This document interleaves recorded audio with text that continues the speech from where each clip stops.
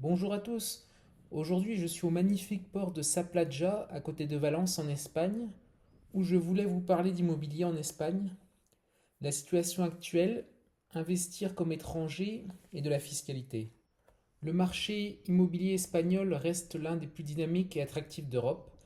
Actuellement, le secteur reste stable avec des variations notables selon les régions. Les grandes villes comme Madrid, Barcelone, Malaga et Valence maintiennent une forte demande tant à l'achat qu'à la location, tandis que d'autres régions comme Alicante, Grenade et Séville gagnent des résidents grâce à leur qualité de vie et à des prix plus abordables. La pandémie de 2020 a marqué un tournant. Depuis, nous avons assisté à une reprise soutenue et une transformation de la demande, un intérêt accru pour les logements avec des espaces extérieurs, les zones périphériques bien desservies et les résidences secondaires. De plus, le télétravail a incité de nombreuses personnes à choisir de vivre loin des grands centres urbains. Comment acheter un bien immobilier en Espagne en tant qu'étranger?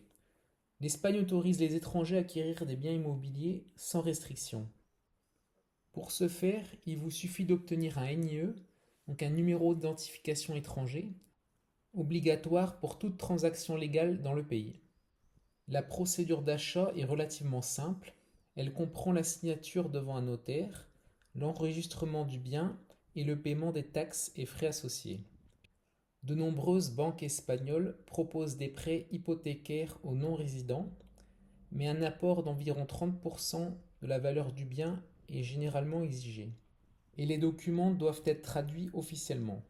Il est conseillé de faire appel à un conseiller juridique indépendant, surtout si vous ne résidez pas en Espagne, afin d'éviter les imprévus et de bien comprendre les frais de notaire, d'enregistrement et les taxes, qui peuvent représenter entre 10 et 13% du prix total.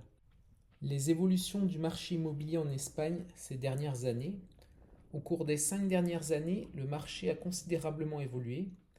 Après une phase d'ajustement post-pandémique, les prix ont recommencé à augmenter, notamment dans les zones urbaines et touristiques.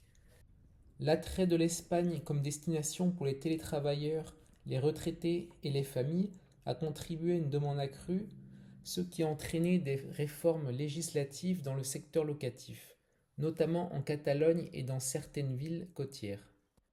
La croissance a été plus modérée que dans d'autres capitales européennes, préservant le statut de l'Espagne comme un pays abordable. Parallèlement, les fonds internationaux s'intéressent de plus en plus aux investissements dans le logement locatif ou les projets de transformation urbaine. Les perspectives du secteur immobilier en Espagne, dont les prévisions pour l'année à venir laissent entrevoir un marché qui continuera de croître, mais dans des conditions plus réglementées. Le gouvernement met en œuvre des mesures pour contrôler les prix des loyers dans les zones en difficulté, encourager la construction de logements sociaux et soutenir la rénovation énergétique du parc immobilier. Le rendement d'un investissement immobilier en Espagne. Investir sur le marché immobilier espagnol peut s'avérer très rentable.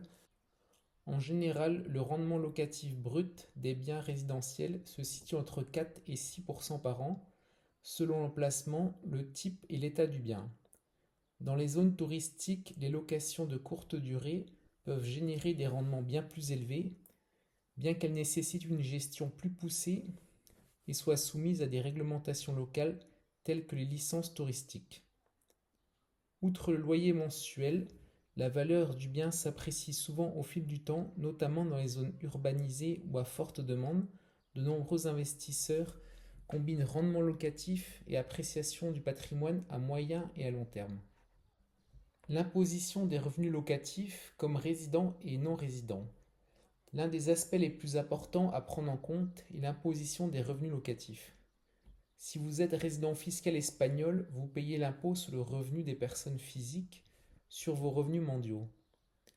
Les revenus locatifs doivent être déclarés et certaines dépenses annexes peuvent être déduites, comme les intérêts hypothécaires, les réparations, assurances, etc. L'imposition est basée sur des tranches d'imposition progressives comprises entre 19 et 47%. Si vous n'êtes pas résident fiscal espagnol, vous payez l'impôt sur le revenu des non-résidents, l'IRNR. Si vous résidez dans un pays de l'Union européenne, vous payerez 19% de votre revenu net et vous pourrez déduire certaines dépenses. Si vous résidez hors de l'Union européenne, vous payerez 24% de votre revenu brut sans possibilité de déduction. Dans les deux cas, vous devrez produire des déclarations trimestrielles et respecter les obligations fiscales locales. De plus, l'Espagne a conclu des conventions de non-double imposition avec de nombreux pays, ce qui peut vous éviter de payer deux fois l'impôt sur le même revenu.